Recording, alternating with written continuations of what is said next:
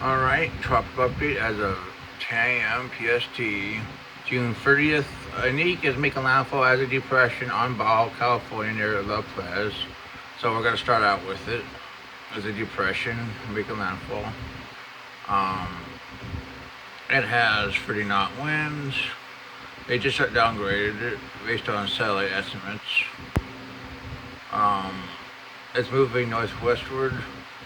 They expect to move west southwestward later today. Um, let's get a weekend while overland. We're going to show you the models for this system. First, we're going to show you the track as the weekend anticipates overland.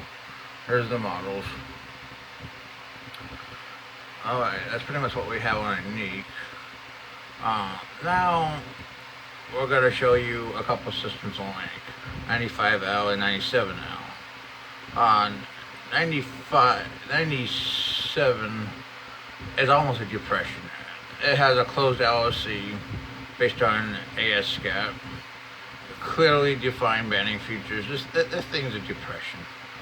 And it's going to become a tropical depression. The ANC is going to almost certainly upgrade it in the next 12 to 24 hours, and it's going to become a tropical storm and probably a hurricane and the Caribbean. This is probably going to be a Caribbean cruiser. A good month early, but well, we're going to have an active season, so it shouldn't surprise anyone. 95 now is moving through the Windward Islands. Doesn't look like they have an LSC. Just a well-defined wave. We'll watch it. Dealing with some shear. There's LSCs probably in here about make landfall in the Windward Islands. This only has a 10% chance. The ANC is going with an 80% chance with other systems. 97L for the next 5 days. I think it's almost 100 based on what I could see in the models.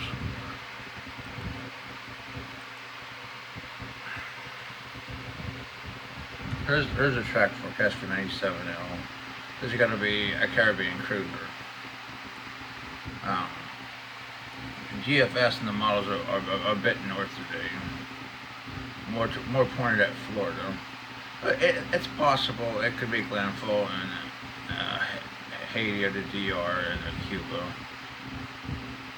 And then make landfall in Florida or threaten the East Coast. But it's also possible it maybe get into the Gulf. I'm kind of hoping it's in the Gulf because I want to see a powerful storm. GPS enablers agree with the models in general. So we'll have to see. The intensity guidance, it will depend if we make how much land it has to deal with. But most of them show strong tropical storm to almost Cat 2. If it stays south, I think it's going to be a Cat 2. If it moves inland, it's going to weaken over that land in the longer term. Obviously, I'll show you a quick look at 95.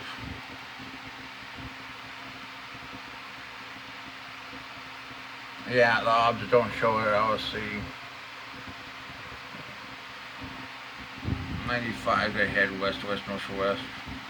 Very little model support for development, but hey, some of the models do show it becoming a tropical storm. So it's possible.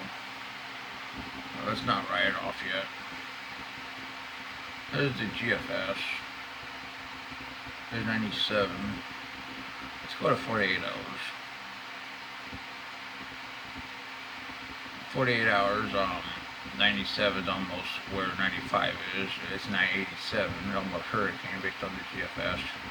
12Z.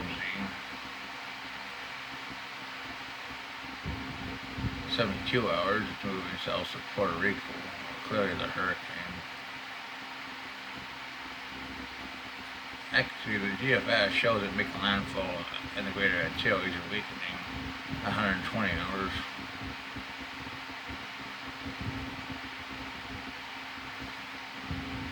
moving back into the Straits of Florida by 144 hours.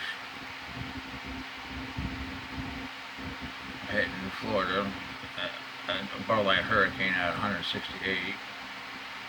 Let's look at the CMC.